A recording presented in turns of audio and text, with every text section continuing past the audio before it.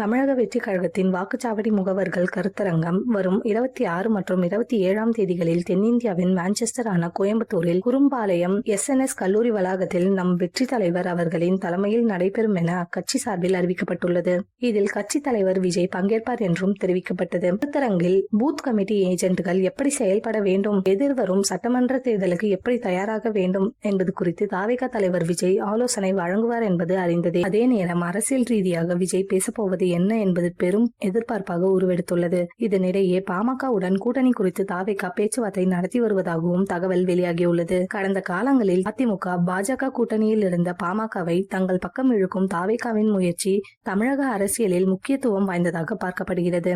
2026 சட்டமன்ற தேர்தலில் முதல் முறையாக களமிறங்கும் விஜயின் தமிழக வெற்றி கழகமும் ராமதாஸின் சாய்ஸாக இருக்கிறது என்கிறார்கள்.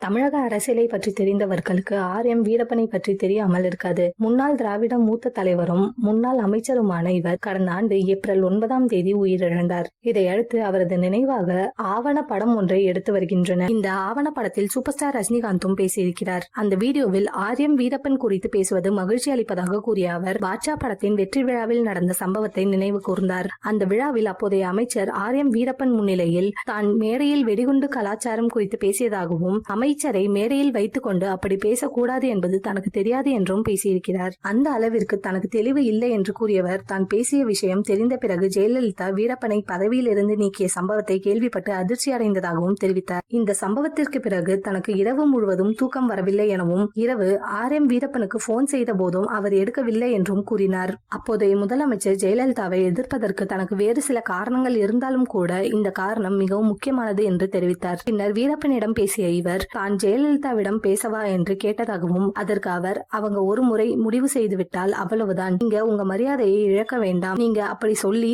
நான் அங்க போய் சேர வேண்டும் என்று அவசியம் இல்லை, இதை விட்டுருங்க என்று கூறியிருக்கிறார். இந்த சம்பவம் தனக்கு பெரிய வலியை ஏற்படுத்தியதாகவும் இதற்கு பிறகுதான் ஜெயலலிதாவை வெளிப்படையாக எதிர்க்க ஆரம்பித்ததாகவும் கூறியிருக்கிறார். தன்னால் தான் அவருக்கு பதவி பறிபோனது என்ற விஷயம் தனக்கு ஆறாத வலியை கொடுத்ததாகவும் கூறியிருக்கிறார். 30 ஆண்டுகளுக்கு முன் நடந்த இந்த சம்பவத்தை இப்பொழுது மனம் திறந்து பேசியிருக்கும் ரஜினிகாந்தின் வீடியோ தற்பொழுது இணையத்தில் வைரலாகி வருகிறது.